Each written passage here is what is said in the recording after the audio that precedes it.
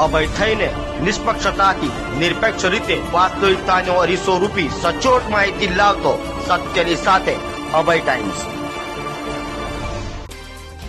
સુરતના ટોપ 16 વોન્ટેડ આરોપીઓમાં સામેલ ઉમરા પોલીસ મથકમાં હત્યા અને લૂંટના ગુનામાં વોન્ટેડ 45,000ના ઇનામી આરોપીને એસઓજીએ કર્ણાટકના ઉડુપ્પીથી ઝડપી પાડ્યો છે।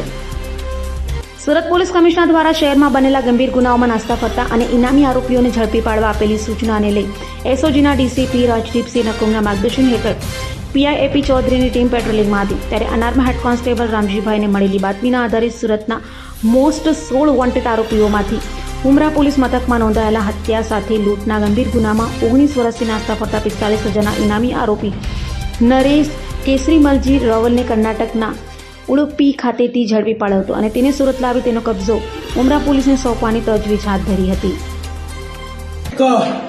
જે આરોપી છે જેના ઉપર 45,000નું ઇનામ જાહેર કરવામાં આવ્યું છે એવા આરોપીને ગત રોજ ઝડપેલ છે। આરોપીનું નામ છે નરેશ કેસરીમલ રાવલ, ઉંમર વર્ષ 40, કે જે મૂળ રાજસ્થાનનો રહેવાસી હતો અને 2007ની અંદર જ્યારે સુરત રહેતો હતો ત્યારે ડ્રાઈવર તરીકે નોકરી કરતો હતો અને ત્યારે એને બીજા લોકો સાથે મળી અને એક સિક્યુરિટી ગાર્ડની મર્ડર કરેલું અને લૂંટ ચલાવેલી। ત્યારબાદ એ નાસ્તો કરતો હતો, પહેલા મુંબઈ ગયેલો, ત્યારબાદ ચેન્નઈ ગયેલો અને બેલગામ એમ ફરતા ફરતા એસઓજીની ટીમને માહિતી મળી કે આ વ્યક્તિ જે છે એ કર્ણાટકના ઉડુપીમાં રહે છે, નામ બદલીને રહે છે।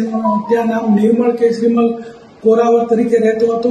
ત્યાં એસઓજીની ટીમ જઈ અને એને ઝડપી પાડેલો છે અને આ આરોપી છે એના ઉપર 45,000 રૂપિયાનું ઇનામ છે અને આ વ્યક્તિ જે છે અત્યારે લૂંટ વિથ મર્ડર ઉમરાના ગુનામાં પકડાયો છે। તે ઉપરાંત એના વિરુદ્ધમાં ઉમરા અને ઉધનામાં ચોરીના પણ અગાઉ ગુના દાખલ થયેલ છે।